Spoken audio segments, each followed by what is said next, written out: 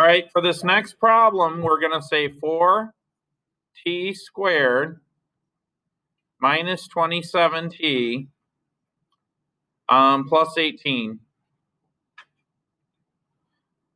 Again, this is written in the form ax squared plus bx plus c, where a equals 4, b equals negative 27, and c equals 18.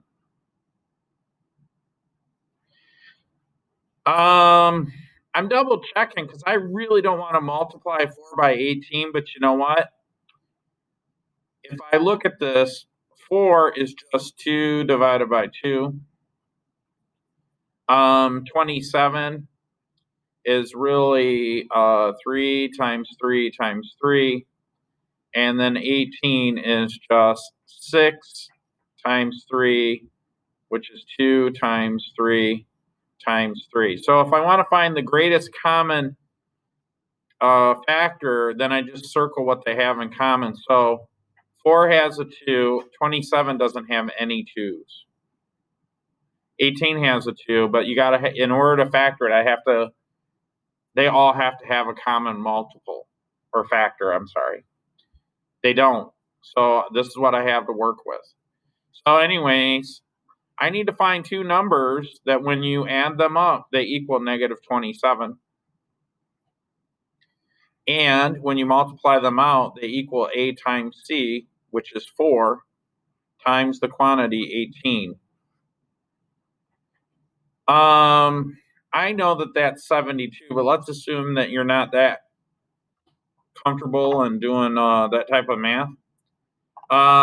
Let's use a calculator. So I've got 4 times,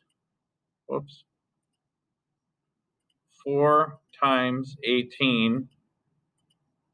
Phew, still got it. 72. So I need two numbers that when I multiply them, they equal 72. And when I add them up,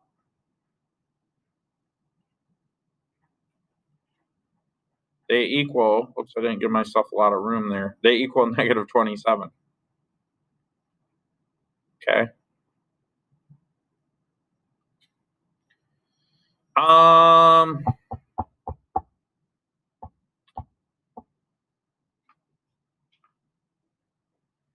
So this is not easy.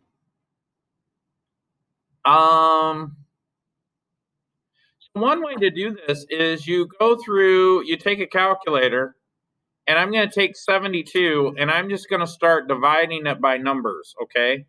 So the first thing I think of is like 72 divided by 9. So 8 and 9 work, but when you subtract them, they don't equal negative 27.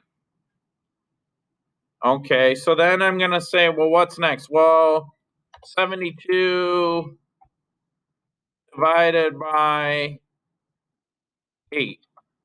That's 9. 72 divided by 7. That doesn't work. 72 divided by 6. 12 and 6 add up to 18. No, that doesn't work. 72 divided by 5. That won't be even. 72 divided by 4. 4 plus 18 is only 22 or something like that, yeah? So that won't work. So 72 divided by 3. Wait a minute, what's 3 plus 24? 27, right?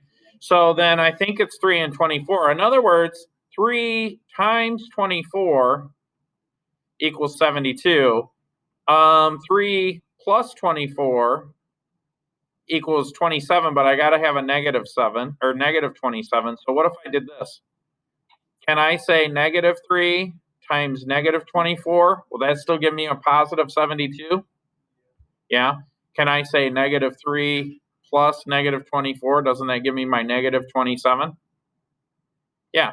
So I'm going to separate this then into negative 24t minus 3t. Okay. Everything else is basically the same. So I'm going to say 4t squared minus 24t minus 3t plus 18t. What can I factor out of those two terms? Well, we said earlier that 4 is just 2 times 2. And the prime factorization of 24 is like 4 times 6. But we got to keep going until we have prime numbers. So 4 is the same as 2 times 2. And 6 is 2 times 3. So now if I look at that, what do they have in common? Well, it has this 2 is in common with this one. This 2 could be in common with this one. And that's it. But now we've got this other issue. I've got t squared, right, and t. So I've got this t that I'm going to tack on the end, and then over here, t squared is the same as t times t. Well, they do have one t in common as well. So that means I could factor out 4t.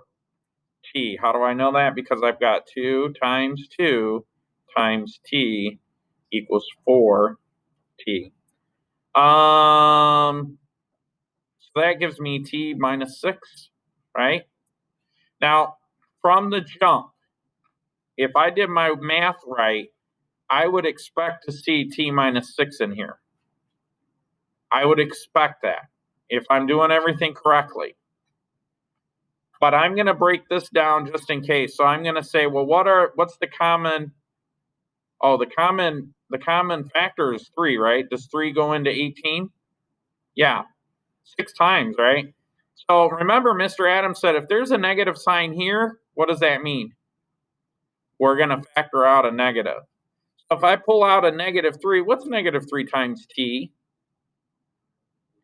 Negative 3t, that's what we got up here, right? What is negative 3 times negative 6? Yeah, it's a positive 18. So that works. It's no accident. We've got t minus 6. We're going to factor that out. What goes in there? Well, I'm going to write down what's left. 4t minus 3.